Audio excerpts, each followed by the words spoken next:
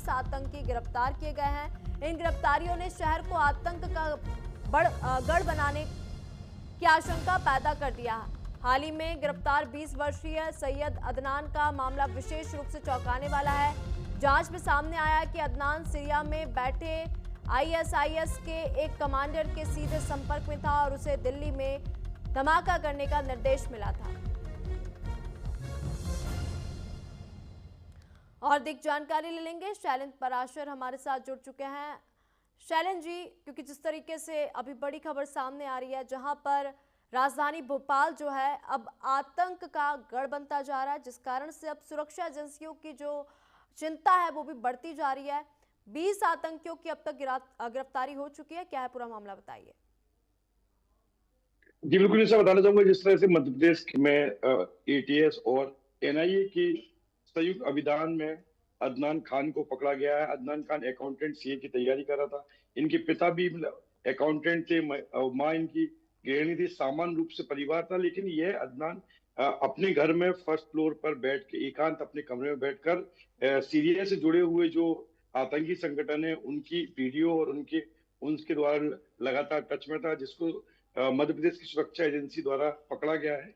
अगर दूसरी ओर हम बात करें तो मध्य प्रदेश में पिछले 2022 के बाद अभी लगातार 20 आतंकी पकड़े गए हैं और मध्य प्रदेश की सुरक्षा एजेंसियों की मुस्तैदी के चलते इन आतंकियों को पकड़ा गया है और इनको लगातार सीरिया और आईएसआई और तमाम आतंकी संगठनों द्वारा मध्य प्रदेश के भोपाल सहित मध्य प्रदेश को टारगेट भी सॉफ्ट टारगेट किया जा रहा है। क्योंकि इसके अगर हम देखेंगे तो पूर्व में भी चूंकि भोपाल के नवाबों द्वारा भोपाल को पाकिस्तान में शामिल की मांग की जाती थी और भोपाल को मिनी पाकिस्तान के तौर पे भी देखा जाता था। लेकिन बावजूद अब ये वर्तमान की स्थिति का है तो भोपाल की जो आभा मंडल है वहां पर बहुत ही शांत स्वभाव के लोग हैं, गंगा जमुना तहजीब के लोग हैं। बावजूद इसके अगर सीरिया और तमाम आईएसआई आतंकी इन भोपाल के युवाओं को टारगेट करके इनको शामिल करते हैं उनके अंदर आतंकी घटनाओं के लिए, तो एक बहुत बड़ा सवाल आता है। दूसरी ओर अगर हम बात करें तो जिस तरह एनआईए की संयुक्त अभियान में अदनान खान द्वारा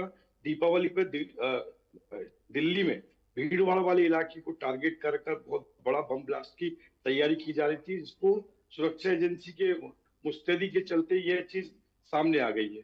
इसके पहले भी भोपाल में सारिक मसली परिवार जिसके ऊपर बुलडोजर से सहित तमाम उन पर कार्रवाई हुई है, इनके द्वारा भी इनके सूत्रों के द्वारा भी लगातार कई लोगों कि दिल्ली की जामा मस्जिद पर पहुंचाकर वहां आतंकी घटना के लिए बात करने की बात आ रही थी, कई लोगों ने बोला था। लेकिन बड़ा सवाल इससे यहाँ पर ये खड़ा होता है कि अगर रसूखदार परिवार जो भोपाल के हैं वो इन सब घटनाओं में शामिल होते हैं, सामान्य परिवार के लोग शामिल होते हैं, तो साइबर सेल को मुस्तैदी करके इन युवाओं को बचाने के लिए समय देते। चूंकि साइबर सेल और सुरक्षा एजेंसी एटीएस द्वारा लगातार इनके ऊपर वॉचिंग की जा रही थी कि इनकी क्या एक्टिविटी है, क्या ये सीरिया के आतंकी संगठन से जोड़ रहा है, कैसे जोड़ रहा है।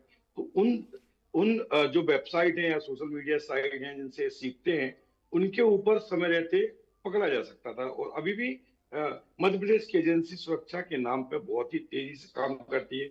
यहाँ पर साइबर सेल की अगर साइबर सेल में के मामले में भी तो मध्य प्रदेश 2 घंटे में रिजल्ट देने के लिए या भोपाल कमिश्नर द्वारा किया जा रहा है, तो साइबर मुस्तैदी की तरफ भी मध्य प्रदेश सरकार बढ़ती नजर आ रही है और अब ऐसी घटना में शामिल लोगों के लिए पकड़ने की कवायद लगातार जारी कर रही है। बिल्कुल शैलेंद्र जी, आपने सही कहा, क्योंकि विश्व का सबसे खतरनाक आतंकी संगठन है आईएसआईएस और अदनान के इससे जुड़े होने के सबूत जो है वो भी सामने आए, क्योंकि एक अदनान को तो पुलिस ने दिल्ली से गिरफ्तार किया है, वहीं उसका जो साथी है उसका नाम भी अदनान बताया जा रहा है, जो कि भोपाल से गिरफ्तार किया गया और आतंकी संगठन और आतंकी गतिविधियों से जुड़े होने के सबूत भी बरामद हुए। हालांकि सुरक्षा एजेंसियां लगातार दोनों से पूछताछ कर रही हैं। अभी कुछ खुलासे हो पाए क्या शैलेंद्र जी इस पूरे मामले में सुरक्षा एजेंसियों की तरफ से?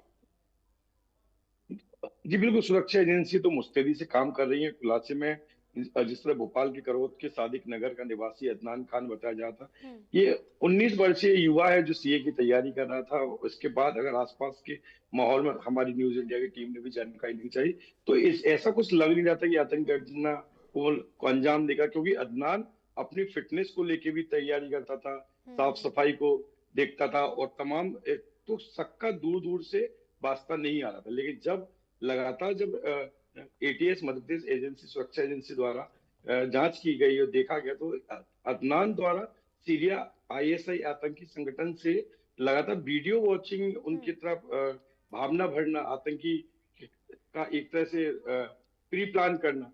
तो हमने देखा निशा कि मोस्टली 2022 से लेकर 20 आतंकी संगठनों को 20 आतंकियों को मध्य प्रदेश से पकड़ा गया है, जिसमें सॉफ्ट टारगेट इसलिए भी होते हैं क्योंकि कई बार ये वीडियो आईएसआई संगठन इन वीडियो के माध्यम से जिहाद और तमाम ऐसी गतिविधियों को इन युवाओं के, नए युवा है और तो उनके अंदर डाल देते हैं, जिसके चलते वो उनको बड़े अंजाम के लिए सॉफ्ट टारगेट होता है, आत्मघाती हमला करने के बिल्कुल। लिए तैयार कर लिए जाते हैं।